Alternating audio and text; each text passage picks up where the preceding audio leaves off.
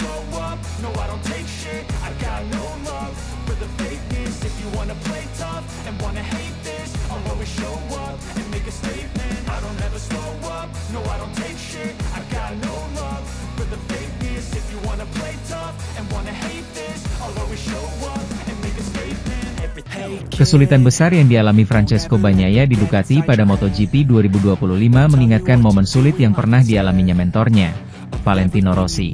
Sepanjang paruh pertama MotoGP 2025, Bagnaia benar-benar tenggelam di bawah bayang-bayang Marc Marquez. Jangankan meraih kemenangan, untuk finish podium saja dibutuhkan perjuangan susah payah bagi juara dunia 3 kali itu. Bagnaia juga sering kalah dalam duel dengan pabrikan lain non-Ducati. Adapun dengan sesama Ducati, dia juga malah sering kalah dari pembalap tim satelit seperti Alex Marquez, Gresini, dan Fabio Di Giannantonio, VR46. Sulitnya adaptasi dengan Ducati Desmosedici MotoGP 25 beberapa kali disebut Bagnaia sendiri sebagai hambatan yang dia alami. Namun dengan motor yang sama, Marc Marquez selaku rekan setimnya atau Di Giannantonio, tidak merasakan kesulitan yang sama. Situasi sulit yang dialami Bagnaia mengingatkan seseorang pada masa-masa sulit mentornya, Valentino Rossi, ketika mencoba debut bersama Ducati. Rossi pernah memperkuat pabrikan merah Borgo Panigale itu pada musim 2011 hingga 2012. Sebagai juara dunia yang dikenal jadi pawang Honda dan Yamaha, kala itu The Doctor dinilai bisa menaklukkan Ducati. Namun semuanya berubah saat musim berjalan dengan tanpa kemenangan satupun. Pecco Bagnaia benar-benar mengingatkan saya pada Valentino Rossi ketika ia bergabung dengan Ducati, kata jurnalis David Emmett dalam Das Paddock Pass, dikutip Bola Sport dari Paddock MotoGP. Setiap kali, kami akan menghadiri sesi tanya-jawab di Ducati, dan kami akan bertanya, lihat, Casey menang dengan motor ini, mengapa kamu, Rossi, tidak, kata Emmett. Dari penuturan ingatan Emmett, jawaban-jawaban Valentino Rossi kala itu justru terbilang bijaksana. Juara dunia 9 kali itu tidak menyalahkan motornya. Rossi mengakui dia lemah dan belum bisa menemukan celah Desmosedici untuk membawanya menang atau naik rostrum. Sementara itu, Marc Marquez dan Pecco Bagnaia adalah pebalap MotoGP pertama yang membalap di trek Balaton Park baru di Hongaria, yang akan memulai debutnya di kejuaraan dunia dalam 2 minggu. Mereka melakukannya saat uji coba privat Ducati dengan Panigale V4S Pro. Ducati telah merilis episode spesial Inside Ducati selama liburan musim panas, menjelang kembalinya kejuaraan dunia di Austria. Episode tambahan ini, yang direkam di Hongaria, memberikan gambaran sekilas tentang uji coba privat yang diselenggarakan oleh merek Italia tersebut di Balaton Park. Pemimpin klasemen kejuaraan itu segera menunjukkan sisi yang lebih suka bermain sebelum menaiki motornya. Jalan kiri, tidak apa-apa, katanya sambil tersenyum, mengingat dominasinya di sirkuit yang didominasi tikungan kiri. Namun, begitu berada di trek, Marquez segera menyadari bahwa tata letaknya tidak akan mudah. Sirkuitnya sangat berbeda, cukup lambat, dengan banyak tikungan, berhenti dan jalan. Tekniknya benar-benar berbeda dari sirkuit lainnya. Dalam percakapannya dengan Bagnaia setelah beberapa putaran pertama, keduanya sepakat tentang kompleksitas trek dan betapa sensitifnya penggunaan rem belakang pada Panigale. Tidak bisa digunakan. Saya sudah mencobanya beberapa kali dan tidak ada hasilnya. Aku Pecco, sementara Marquez menambahkan, rem belakang sulit di sini, dan mesinnya terlalu keras di peta ini. Pembalap Spanyol itu juga mencatat bahwa ia kesulitan memahami rem mesin Panigale dan ia mengalami sensasi yang mirip dengan kecelakaan sebelumnya. Sulit untuk memahami alasannya, karena saya tidak bisa menggunakan rem belakang. Di sisi lain, menyoroti potensi Panigale V4S Pro. Motor ini luar biasa cepat, super berteknologi tinggi. Semuanya dapat dikonfigurasi dengan perangkat elektronik, dan stabilitasnya telah meningkat pesat dibandingkan sebelumnya. Fantastis. Mengenai catatan waktunya, Ducati tidak memberikan data resmi, tetapi Bagnaia sendiri membagikan catatan waktu terbaiknya di media sosial, yang tercepat hari itu. Marquez tertinggal 1/10 detik, menurut motorsport.com.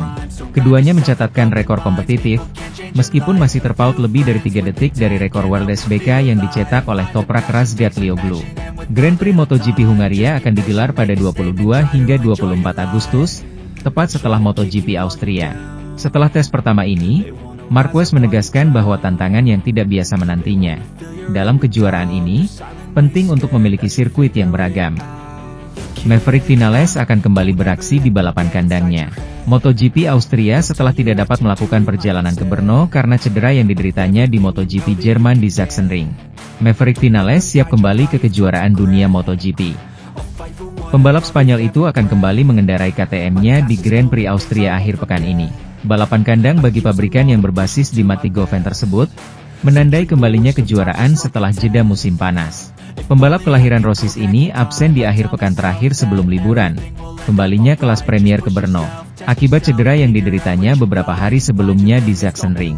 Pembalap asal Katalan tersebut mengalami kecelakaan hebat di awal Q2 MotoGP Jerman dan membutuhkan operasi hanya 24 jam kemudian, pada hari Minggu, karena patah tulang bahu kiri.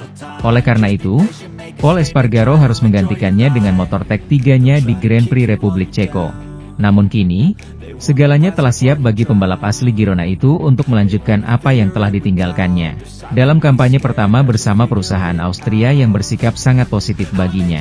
Setelah beradaptasi dengan baik dengan RC16 dan membawanya ke jalur yang belum pernah dijelajahi oleh pembalap KTM lainnya. Sebuah proses yang membuahkan hasil pertama dan bahkan membawanya untuk bertarung langsung dengan referensi merek tersebut, Pedro Acosta, atau finish kedua di Qatar. Meskipun di sana ia akhirnya dihukum karena tidak mematuhi aturan tekanan ban minimum dan kehilangan hasil. Dalam siaran pers menjelang putaran Tech 3 Red Bull Ring, Vinales sendiri menjelaskan bagaimana pemulihannya berjalan, yang belum membuatnya kembali mengendarai motor untuk latihan. Jadi ia harus meluangkan waktu untuk kembali ke Austria setelah absen di Grand Prix MotoGP untuk pertama kalinya karena cedera. Cedera di Sachsenring memang disayangkan, tetapi kami telah bekerja keras dengan semua orang di sekitar saya agar bisa pergi ke Austria. Hanya sebulan setelah kecelakaan di Jerman, Maverick memulai. Sementara itu, pembalap Ducati, Marc Marquez, telah muncul sebagai pemimpin klasemen MotoGP sejak awal musim. Pembalap asal Cervera ini tampaknya tidak memiliki saingan, terutama setelah cedera yang dialami saudaranya, Alex Marquez, rival utamanya, di Assen, Belanda. Juara dunia 8 kali ini telah memimpin klasemen dengan selisih lebih dari 100 poin. Sementara itu, rekan setimnya, Francesco Bagnaia, sedang kesulitan menemukan ritmenya di atas Desmo Sedici. MotoGP 2025 menyajikan kita dengan fakta yang jelas. Marc Marquez tidak memiliki rival dan merupakan fenomena yang luar biasa, kata pengamat MotoGP.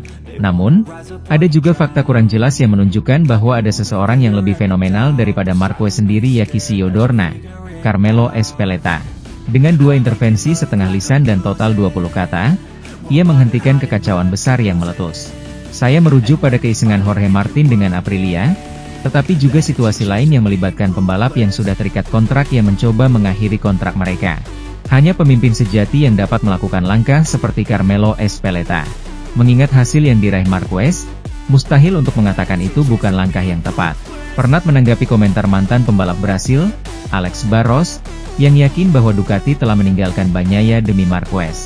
Kali ini dia mengatakan sesuatu yang bodoh, ujar Pernat. Mengatakan bahwa gigi dalinya merekrut Marc Marquez, membuat pilihan yang merugikan Bagnaia adalah satu hal, mengatakan bahwa mereka tidak mempertimbangkannya adalah hal lain. Dalinya tahu bahwa satu-satunya cara untuk meningkatkan MotoGP 24 adalah dengan menempatkan pembalap terbaik yang masih aktif di atasnya. Dan dia melakukannya. Namun, bukan berarti Pernat setuju dengan keputusan tersebut. Saya sendiri mengkritik langkah itu, dan saya tidak menyembunyikannya karena faktanya, hal itu merusak sejarah merek yang telah lama membesarkan para juaranya secara internal, ucap mantan manajer pembalap MotoGP kawakan itu. Namun, mengingat hasil yang diraih Marquez, mustahil untuk mengatakan itu bukan langkah yang tepat. Pembalap MotoGP asal Prancis, Johann Zarco, membahas peluang dirinya bergeser ke tim pabrikan Honda. Zarco menunjukkan performa yang cukup solid hingga balapan ke-12 kemarin. Satu kemenangan sudah dipetik olehnya, yakni pada seri Prancis yang penuh drama. Hasil solid tersebut langsung membuat pria berusia 35 tahun itu menjadi andalan Honda.